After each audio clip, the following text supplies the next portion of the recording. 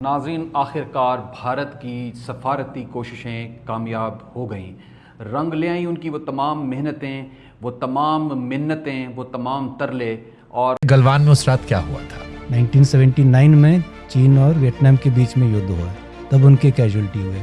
उसके बाद अभी तो ये उसको बड़ा झटका मिला कि अरे ये इंडिया जो है ऐसे चुपचाप नहीं बैठेगा। उनके 40-50 जवान शहीद हो गए थे। इसमें भारत और चीन के बीच गलवान में भीषण झड़प हुई थी। इस झड़प में चीन के 40 से ज्यादा सैनिक मारे गए थे, लेकिन बीजिंग ने कभी सच स्वीकार नहीं किया और काफी दबाव और सवालों के बाद चीन ने महीनों बाद सिर्फ 4 सैनिकों की मौत मानी। हालांकि असली संख्या को लेकर विवाद आज तक बना हुआ है और अब उसी गलवान संघर्ष को लेकर चीन ने मदर्स डे पर एक वीडियो भी जारी किया।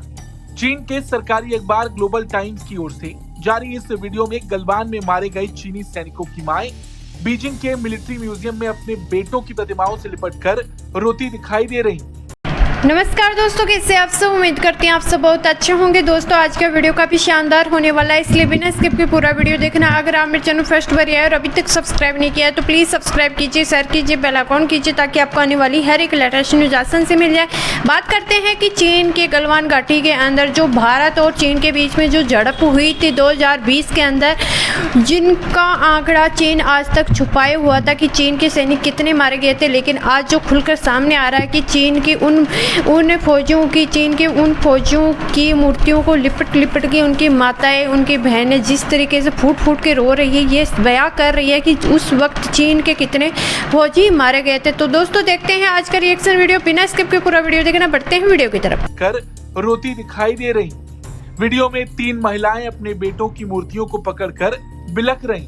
ग्लोबल टाइम्स ने दावा किया कि ये सैनिक जून 2020 के गलवान संघर्ष में मारे गए थे।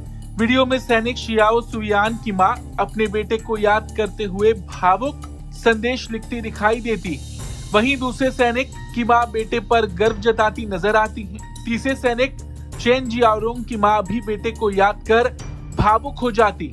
हालांकि ये जो वीडियो चीन की ओर से जारी किया गया है, इसमें भी चीन की चाल छिपी है, जिसमें वो सिर्फ दुनिया के सामने आधा सच दिखा रहा, क्योंकि गलवान की उस रात को दुनिया नहीं भूली जब चीनी सेना ने समझौते के बावजूद धोखे से हमला किया था। 15 जून 2020 की रात लद्दाख की गलवान घाटी में भारतीय और चीनी सैनिक आमने सामने आ गए। भारतीय सेना के जवान कर्नल बी संतोष बाबू के नेतृत्व में बातचीत करने के लिए पहुंचे थे, लेकिन वहां चीनी सैनिक पहले से तैयारी करके बैठे। चीनी सैनिकों ने पत्थरों, लोहे की रॉड और कांटेदार डंडों से हमला शुरू कर दिया, लेकिन भारतीय जवान पीछे हटने वालों में नहीं थे। भारतीय सेना ने ऐसा जवाब दिया कि गलवान की पहाड़ियों पर चीनी सैनिकों में भगदड़ मच गई। घंटों तक चले संघर्ष में भारत के 20 जवान वीर गति को प्राप्त हुए, लेकिन भारतीय सैनिकों ने चीन को भारी नुकसान पहुंचाया। कई रिपोर्ट्स में दावा किया गया कि चीन के 40 से ज्यादा सैनिक मारे गए थे। कुछ रिपोर्ट्स में ये संख्या इससे भी ज्यादा बताई गई।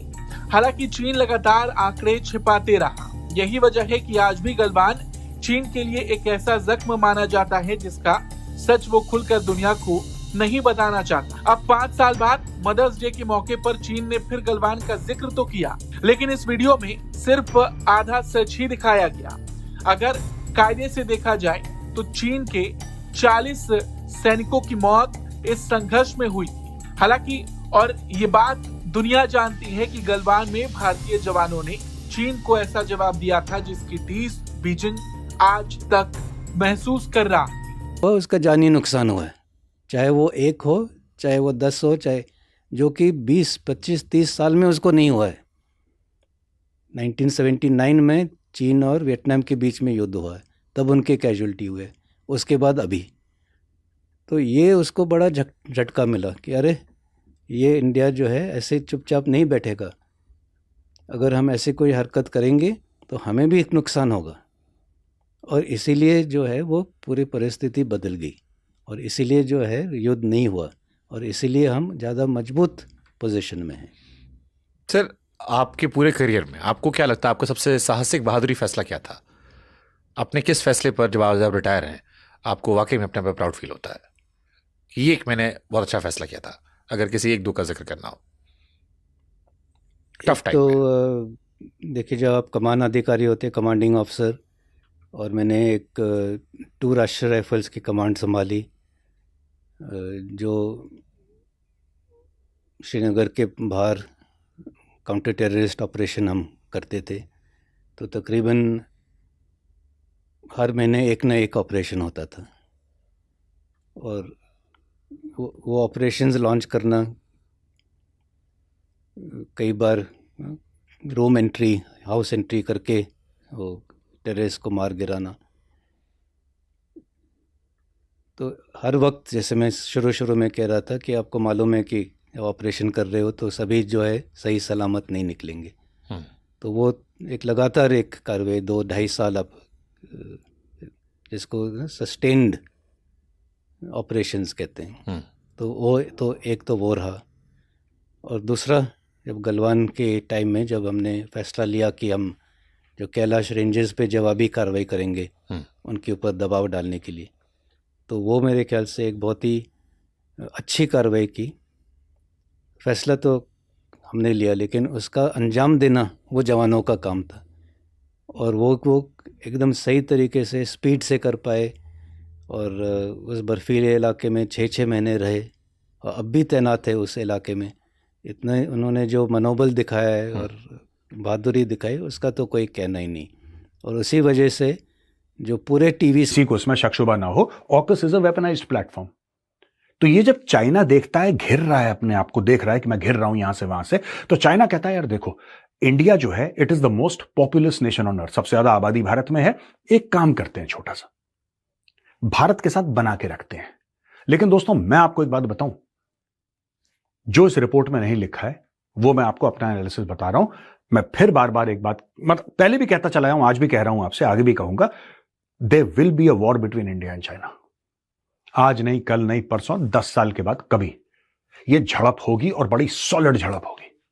हिमालय में तो होगी, लेकिन समुद्रों में भी होगी। यह झड़प होनी है, इस बात को आप नोट कर लीजिए, होना है, पहली चीज। अच्छा, दूसरी बात यह है कि उनका यह कहना है कि underlines that Arunachal remains a major flash point, with Beijing continuing to label the Indian state as core interest by placing Arunachal Pradesh in the same non-negotiable category as Taiwan. America का यह मानना है कि जिस तरीके से चाइना ताइवान को लेके उसके हर समय कान खड़े रहते हैं कि ताइवान ताइवान ताइवान, उसी प्रकार से अरुणाचल को लेके भी वो उतना ही सीरियस है। और दोस्तों, यह बात काफी हद तक सच है जो अमेरिकन ने बोली है। थोड़ा बहुत इसमें भी अपना पॉइंट ऑफ व्यू अमेरिकन ने दिया है, इसमें कोई डाउट नहीं है। It's not 100% accurate, but yes, this entire thing that Arunachal is not negotiable, this is at least 90 to 95% correct. What the Americans are saying. इसका मतलब ये नहीं कि हम अमेरिकन पे भरोसा करना शुरू करते हैं। I'm not saying trust the Americans. All I'm trying to say is that China को, देखिए, चाइना लॉन्ग टर्म सोचता है, अमेरिका शॉर्ट टर्म सोचता है। अमेरिका सोचता है कि आज का पूरा हो जाए और कल का इंतजाम हो जाए, बाकी हम देख लेंगे। चाइना कहता है यार 20-25 साल की बात करो। ये दोनों में एक बहुत कोर फर्क है, थिंकिंग में, हिस्ट्री में, साइकोलॉजी में, उनके माइंडसेट में। अमेरिकन का यह मानना है कि जितना सीरियस चाइना ताइवान को लेकर है, उतना ही सीरियस चाइना अरुणाचल प्रदेश को लेकर है। और अरुणाचल प्रदेश एक फ्लैश पॉइंट है, यह अमेरिकन कहते हैं, यह हम भी मानते हैं। कल अगर भारत के प्रधानमंत्री अरुणाचल प्रदेश चले गए, मैं आपको बता रहा हूं, मोदी जी कल अगर अरुणाचल प्रदेश चले गए, वहां पे चाइना से चिट्ठी आ जाएगी कि साहब ये तो हमारा इलाका है, भारत के प्रधानमंत्री बिना पर, वो ऐसा करते हैं। This is exactly what Chinese do, and this is what they are doing, and this is exactly what this US report to their Congress says.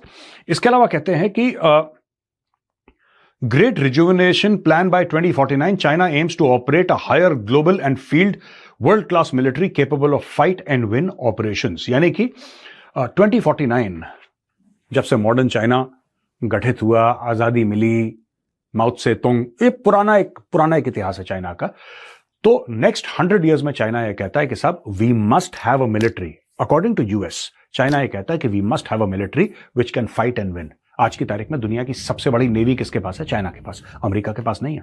हाँ, डिस्प्लेसमेंट के हिसाब से या ऑपरेशनल कैपेबिलिटी और स्टैमिना के हिसाब से, अब एट सी आप कितना रह सकते हैं। When I talk about stamina, I am using a very loose word to explain to you, because I understand that the audience is largely non military. तो ये यूएस का है, लेकिन चाइना बहुत जल्दी पिकअप कर रहा है। चाइना इसके पीछे पड़ा हुआ, और चाइना कहता है कि bye 2049 we must have a military strong enough to fight a war with the United States of America and win that war. ठीक है, तो दोस्तों ये बात मैं कहता चला आया हूं आपसे कि अगर आपको डेटरेंस चाहिए, मैं भारत की बात कर रहा हूं यहां पे, अगर आपको डेटरेंस चाहिए तो आपको कैपेबिलिटी बिल्डअप करनी पड़ेगी. ये जो हम लोग बिट्स एंड पीसेस में, I don't want to sound overtly critical of the system, but I just want to give my feedback. मुझे ऐसा लगता है as a student of geopolitics, मैं एक साधारण सा एक छात्र हूं जियोपॉलिटिक्स का, सामरिक विषयों का, और मैं एक बात बोलना चाहता हूं कि अगर आप पीस मील अप्रोच अपनी रखेंगे कि 2 स्क्वाड्रन आज ले ली और 3 स्क्वाड्रन कल ले ली, ये किसी की भलाई में नहीं है. ये प्रॉब्लम रहेगी आपके जीवन भर फिर. और चाइना जो है वो एग्रेसिव पोस्चर क्यों लेता है? क्योंकि कहीं ना कहीं चाइना की अंडरस्टैंडिंग है कि यार भारत के पास उतने वेपन्स नहीं है, या भारत मिलिटरीली उतना स्ट्रांग नहीं है जितना चाइना को लगता है कि उसका होना चाहिए कि चाइना भारत से पंगे न ले.